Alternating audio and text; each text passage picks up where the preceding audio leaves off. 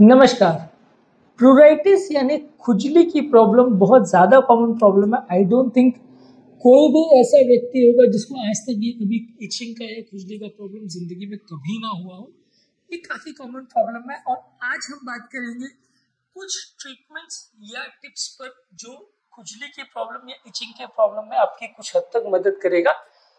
ये बहुत ज़्यादा कॉमन प्रॉब्लम है और बहुत ज़्यादा परेशान करने वाली प्रॉब्लम है। थोड़ी देर तक के भी अगर किसी को अगर खुजली या इचिंग का प्रॉब्लम हो जाए तो लोग काफ़ी ज़्यादा परेशान हो जाते हैं और कई बार बहुत ज़्यादा अगर खुजाले या इचिंग कर ले तो उसके बाद फिर रैशेज हो जाते हैं, अल्सर्स हो जाते हैं, उसको मैनेज करना अलग तरह से मुश्किल हो जाता है क्योंकि कभी कभी उसमें इन्फेक्शंस भी हो जाते हैं। तो आज हम बात करेंगे कुछ ट्रीटमेंट पैटर्न्स पर या ट्रीटमेंट के टिप्स पर इचिंग या प्लूराइटिस की प्रॉब्लम के लिए। टॉपिक पर जाने से पहले जो लोग हमारे चैनल पर नए हैं उन्हें रिक्वेस्ट करूँगा कि चैनल को सब्सक्राइब करें, वीडियोस को ज़्यादा से ज़्यादा लाइक और शेयर करें। सबसे पहले अगर आपको खुजली का या इचिंग का प्रॉब्लम हो रहा है तो स्किन ड्राई नहीं होनी चाहिए। उसको मॉइस्चराइज करने के लिए कुछ मॉइस्चराइजिंग सोल्यूशंस लगाइए और प्रेफर करिए कि वो मॉइस्चराइजिंग सोल्यूशन जो भी आप यूज़ कर रहे हैं वो कोई स्ट्रॉन्ग फ्रेग्रेंस या स्मेल वाले नहीं और हाइपो एलर्जेनिक मॉइस्चराइजर्स हो, या इस तरह के लिए स्पेसिफिकली बनाए हुए कुछ मॉइस्चराइजिंग लोशंस आते हैं जिसमें आपको बहुत स्ट्रॉन्ग केमिकल्स नहीं मिलेंगे। मार्केट में कई तरह के मॉइस्चराइजर आते हैं, उसमें कई लोग में आप चाहो तो देख सकते हैं कि कुछ लोशन जो हैं हाइपो एलर्जेनिक होते हैं या इस तरह से बनाए जाते हैं कि वो लोगों को, सेंसिटिव स्किन वाले लोगों को इचिंग वगैरह उससे प्रॉब्लम ना हो। तो वैसा कोई पर्टिकुलर ब्रांड सिलेक्ट करके वैसा कोई मॉइस्चराइजर यूज कीजिए जिसमें एलर्जी करने की टेंडेंसी कम हो। इसके अलावा स्किन में आप कॉर्टिकोस्टेरॉइड्स की क्रीम्स लगा सकते हैं। कॉर्टिकोस्टेरॉइड की क्रीम्स और ऑइंटमेंट लगाते हैं। ये जिस एरिया में खुजली हो रही है अगर किसी पर्टिकुलर जगह पे तो वहाँ का इन्फ्लेमेशन और इचिंग को कम करेगा। इससे आपका खुजली का प्रॉब्लम कुछ हद तक ठीक हो जाएगा। इसके अलावा आप मेडिसिन में ओरल हिस्टामिनिक्स जैसे कि सेट्राजिन या डाइफेनाइड्रामिन ले सकते हैं। ये इचिंग सबसे ज़्यादा हिस्टामिन रिसेप्टर्स से होता है और हिस्टामिन रिसेप्टर्स एक्टिवेट होने से खुजली का प्रॉब्लम होता है। ये दवाइयाँ जो है एंटी हिस्टामिनिक है यानी हिस्टामिन रिसेप्टर्स को ब्लॉक करती है जिससे खुजली का प्रॉब्लम काफ़ी हद तक कम हो जाता है। तो जिन लोग को भी इचिंग का प्रॉब्लम है उनको इस तरह का एंटी हिस्टामिनिक मेडिसिन लेना चाहिए। इसके अलावा स्किन पर लगाने वाली कुछ लो डोज स्टेरॉइड के लोशन या हाइड्रोकोर्टिसोन की क्रीम्स आती हैं या कैलामाइन लोशन होता है, ये भी इचिंग में काफ़ी हद तक मदद कर सकती है। इसके अलावा जो एरिया में आपको इचिंग हो रही है उसको आप ठंडे पानी की पट्टियाँ कर सकते हैं। ठंडे पानी से उसको कंप्रेस कर सकते हैं या गीला पानी से डूबा हुआ तौलिया या ठंडे पानी में डूबा हुआ तौलिया वहाँ पे लगा सकते हैं। उसको काफ़ी देर तक प्रेस करके रख सकते हैं। इससे भी खुजली की प्रॉब्लम में कुछ हद तक रिलीफ मिलता है क्योंकि वो वहाँ के रिसेप्टर्स को डिसेंसिटाइज करता है और इचिंग का प्रॉब्लम कम होगा। इसके अलावा कुछ मेडिसिन आती है जैसे कि टैबलेट खाने वाली है, स्टीरॉइड्स वाली, कैल्सिन्यूरिन इनहिबिटर्स जैसे कि टैक्रोलिमस, पिमेक्रोलिमस और कुछ इम्यूनोमोड्यूलेटर्स वाली स्किन क्रीम ऑइंटमेंट्स आती है। ये बहुत ज़्यादा अगर किसी को खुजली का प्रॉब्लम है या प्लूराइटिस का प्रॉब्लम है तो इन चीज़ों को आप यूज़ कर सकते हैं। इसके अलावा अगर कोई पर्टिकुलर चीज़ से आपको अगर एलर्जी हो रही है, उसकी वजह से आपको खुजली का प्रॉब्लम हो रहा है, जैसे कोई स्पेसिफिक एलर्जन है, कोई हार्श केमिकल है या कोई फैब्रिक है, इसकी वजह से अगर आपको खुजली हो रही है तो उनको अवॉइड कीजिए। इसके अलावा फोटोथेरेपी को यूज़ कर सकते हैं। फोटोथेरेपी का मतलब है कि कुछ देर तक स्किन को अल्ट्रावायलेट लाइट या रेडिएशन में आप एक्सपोज करते हैं, तो इससे भी जिन लोग को सोरियासिस या एक्जिमा जैसी बीमारियों की वजह से खुजली हो रही है तो उसमें उनको राहत मिलेगी। अल्ट्रावायलेट लाइट के लैंप्स वगैरह भी आते हैं, धूप में भी आप थोड़ी देर बैठे तो अच्छा है। हालांकि अगर डायरेक्ट अल्ट्रावायलेट लाइट को आप यूज़ करते हो वो भी कंट्रोल वे में, बहुत ज़्यादा हाई डोज नहीं यूज़ करना है। अल्ट्रावायलेट लाइट के सोर्सेज आते हैं, कंट्रोल वे में अगर आप इसको यूज़ करते हैं तो इससे आपका खुजली का प्रॉब्लम कम हो सकता है। इसके अलावा किसी को अगर स्ट्रेस का प्रॉब्लम है तो काफ़ी स्टडीज़ ने शो किया है कि मेंटल स्ट्रेस ज़्यादा होने से भी खुजली का प्रॉब्लम बढ़ सकता है। तो यदि आप मेंटल स्ट्रेस का प्रॉब्लम है जिसकी वजह से आपको लगता है कि ये प्रॉब्लम बढ़ रही है तो उसको कंट्रोल करने का प्रयास करना है, इससे भी आपका खुजली का प्रॉब्लम कम होगा।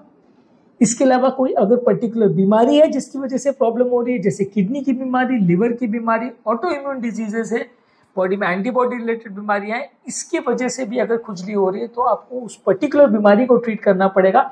इससे आपका खुजली का प्रॉब्लम कम होगा। इसके अलावा जो एरिया में खुजली हो रही है वहाँ पे आप उसको गीला करके रख सकते हैं। कोई गीले पानी की पट्टी करके वहाँ पे छोड़ दीजिए।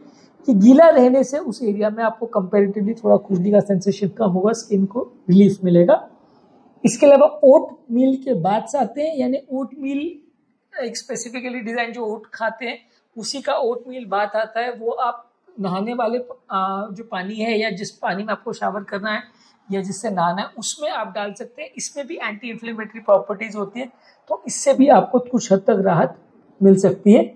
इसके अलावा कैप्साइसिन जो कि एक कंपोनेंट है जो कि चिली पेपर्स वगैरह में होता है, ये इससे बनी हुई क्रीम आती है, ये भी एंटी इन्फ्लेमेटरी एक्शंस होते हैं इसके, और ये आपकी स्किन में काउंटर इरिटेंट का काम करती है, जिससे कि आपके बॉडी में जो नर्व्स पहले स्टिमुलेट हो गए उनको एक्टिविटी को कम करने में मदद करती है, तो इससे भी खुजली का काम कम होता है।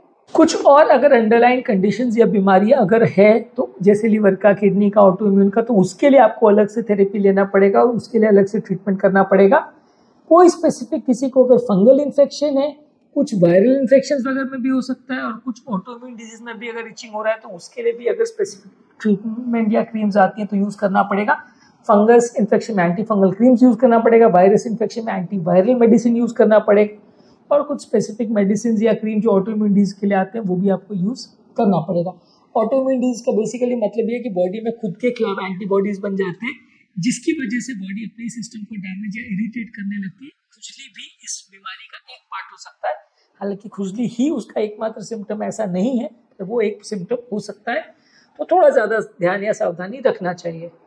इसके अलावा अगर आपको अगर फिर भी प्रॉब्लम हो रही है तो कुछ सोशल मीडिया के ग्रुप्स हैं या कुछ सपोर्ट ग्रुप्स हैं, इस तरह के लोगों के साथ आप एसोसिएट कर सकते हैं जिनको उसी तरह का प्रॉब्लम है, तो उनके साथ आप डिस्कस कर सकते हैं। कई बार लोगों के आसपास से भी ऐसे टिप्स निकल के आते हैं या चीज़ें निकल के आती है जिससे उनको फ़ायदा हुआ हो, तो उससे भी सीखने को मिलेगा। और एटलीस्ट कुछ बीमारियों की वजह से जो लोग को एंग्जाइटी या डिप्रेशन हो जाता है वो भी थोड़ा कम करने में मदद मिलेगा।